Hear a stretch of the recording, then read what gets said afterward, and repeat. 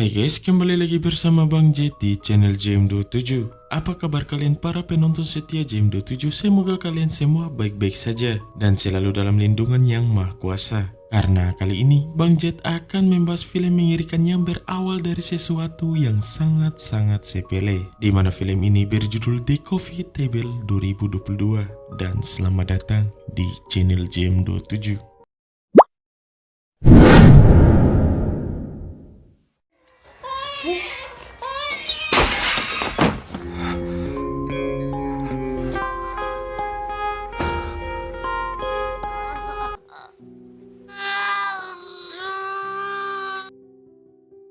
Pada awal film kita akan diperkenalkan kepada Tony dan istrinya Sarah, pasangan parubaya yang akhirnya dikaruniai anak pertama mereka setelah bertahun-tahun menanti. Singkat cerita, setelah lahiran, Tony mengajak Sarah untuk pergi ke sebuah toko furnitur untuk melihat-lihat meja kopi modern. Di sini seorang sales botak yaitu Bonelli mempromosikan sebuah meja kopi estetik yang katanya sangat langka. Hanya ada dua, satu di dunia nyata dan satunya lagi di alam goib. Bonelli juga mengklaim kalau meja ini dilapisi emas dari zaman Firaun dan katanya sangat kuat sekuat kejahatan Firaun. El cristal es irrompible, así que tengan en cuenta que es estilo. Este cristal es irrompible. Mendengar apa yang Bonelli katakan membuat Sarah muak dan mengajak Tony untuk segera pulang. Namun Tony yang termakan rayon tetap ingin membeli meja tersebut, walau harus menghadapi kemarahan istrinya selama sebulan. Así me gusta. A ver, yo me la voy a quedar, ¿vale?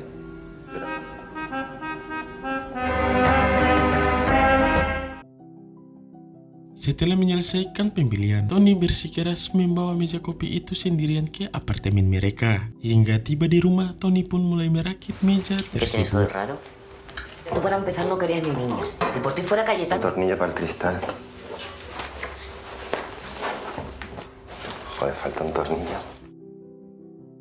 Di tengah perakitan, Tommy baru menyadari kalau meja tersebut kekurangan sekrup. Lantas Tony yang tak sabar melihat keestetikan meja itu segera menelpon Bonelli untuk meminta sekrup tambahan. Melihat itu, Sarah semakin yakin kalau Tony telah tertipu dan meminta Tony untuk menjaga bayi mereka bernama Jan. Sementara dirinya akan pergi berbelanja.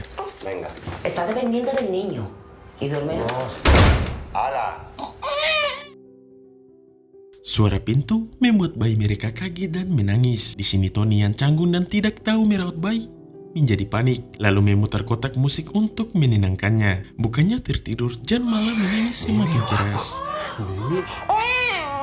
¿Te ha hecho la mamá a ti? Ay, ay, ay. Dalam kepanikan dan frustasi, Tony malah tak sengaja melakukan sesuatu yang sangat mengerikan. Qué bueno.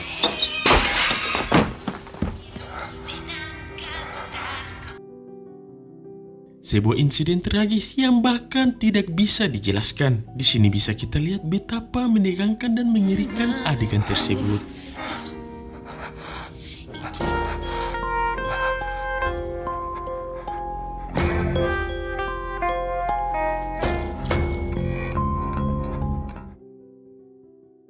Sementara itu, di supermarket Sarah bertemu sahabatnya yang mengucapkan selamat atas kelahiran Jan. Sarah yang tak tahu apa-apa menceritakan kalau bayinya sedang diasuh oleh Tony. Y ahí se ha quedado Jesús. Kembali ke Tony yang mulai menyadari kalau Jan menangis karena popoknya kotor dan mulai menggantikannya. Setelah menggantikan popok Jan dengan perasaan hancur, Tony mencoba menyembunyikan apa yang terjadi.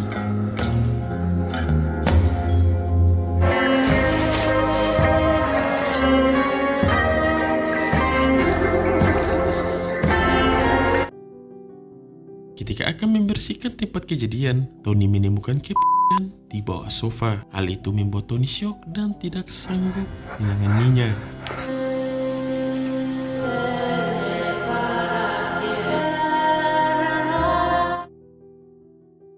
Saat bersamaan, Tony mendapat pesan kalau Sarah akan segera pulang. Tony yang dilanda panik dan rasa bersalah sempat mempertimbangkan bundir dan bel pintu pun berbunyi. Jesús. ¿Me quieres contestar? Estaba flipando con que no abría. Di sini Sarah bertanya di mana keberadaan Jan. Lantas Tony yang gugup mengatakan kalau Jan sudah tertidur. Tanpa curiga Sarah pun masuk ke dalam dan melihat karpet yang dipenuhi dengan darah. Dari sinilah tragedi ini benar-benar mulai terkuak. Kemudian Tony menjelaskan kalau darah itu berasal dari luka di tangannya akibat pecahan kaca saat ia mencoba memperbaiki meja. Meskipun kesal, Sarah malah tertawa karena Tony yang percaya dengan omongan sales botak yang sudah mengatakan kalau kaca meja tersebut tidak bisa pecah. Sambil menatap ke bawah sofa, Tony menangis dalam diam karena kebohongan besar yang saat ini ia tutupi.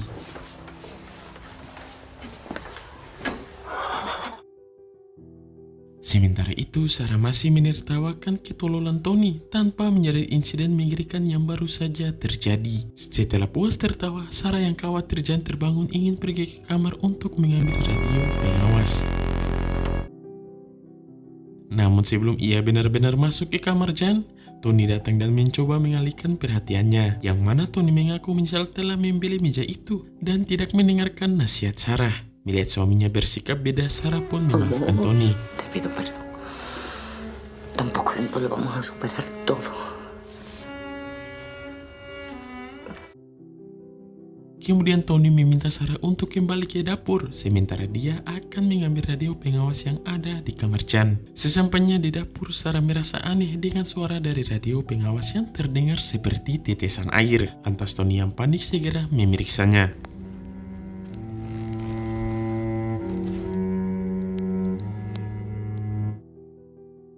Melihat darah Jan yang merembes ke lantai membuat Tony semakin syok.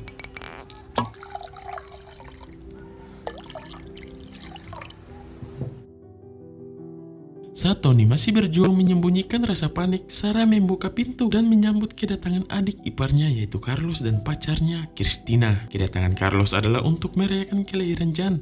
Tak ingin insiden mengerikan terbongkar, Tony akhirnya bergabung bersama mereka. Di sini Sarah menceritakan tentang kejadian kaca meja yang pecah hingga melukai tangan Tony. Lantas Carlos yang melihat darah sebanyak ini tidak yakin dan sedikit ragu. Ketika Carlos dan Christina memberikan hadiah baju bayi, Tony semakin terpukul akibat mereka meminta untuk melihat Jan dan akan memakaikannya baju tersebut. Hal itu tentu saja membuat Tony panik dan langsung memarahi mereka dengan alasan kalau Jan baru saja tidur. Tak ingin keadaan menjadi dingin, Sarah mengajak mereka untuk makan terlebih dahulu. Ketika sedang makan, Tony mengalami serangan panik akibat tekanan batin dan rasa bersalah.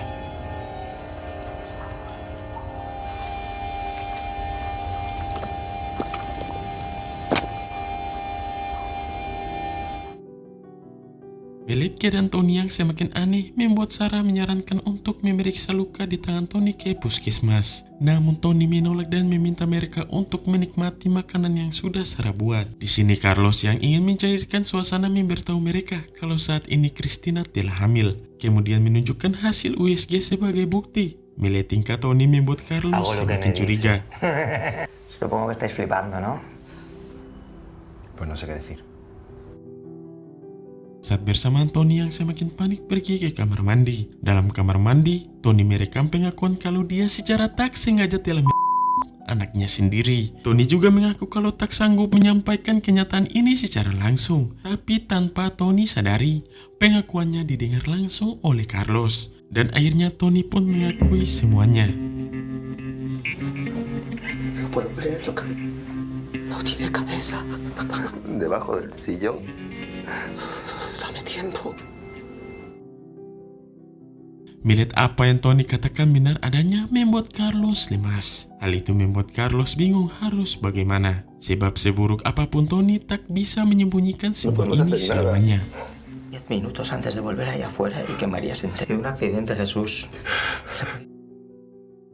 Saat bersamaan tetangga Tony seorang anak remaja bernama Ruth datang dan meminta Sarah untuk membawanya menemui Tony. Di sini Ruth datang membawa hewan peliharaannya. Ketika Sarah mengizinkan Ruth masuk, jigong milik Ruth tiba-tiba menggonggong ke arah sofa. Dan yang terjadi. ¡Que es una cabeza! Una cabeza. ¡Sácala de casa ya! Tak tahu apa yang Carlos sembunyikan, Sarah pun memaksa Carlos untuk menunjukkan apa yang sebenarnya ia pegang. Hazme caso y vete. No es necesario que digas. No, enséñame. Sungguh tidak bisa digambarkan dengan kata-kata. Saat Sarah melihat putra yang selama ini ia dambakan, kini sudah tidak bernyawa dalam kondisi yang mengenaskan. Lalu, yang terjadi? Sarah yang shock berat tiba-tiba tak sanggup menahan kenyataan dan menyusul Jan ke kembarja.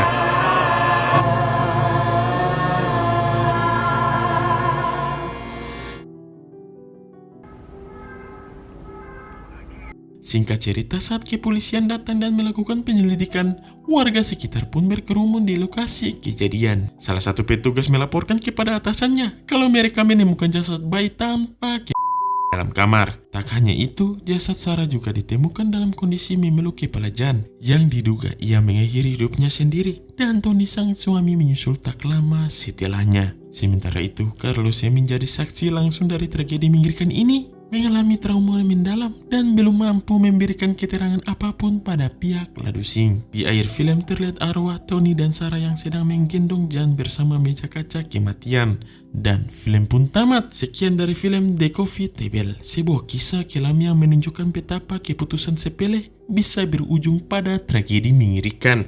Jangan lupa like, comment, and subscribe ya guys.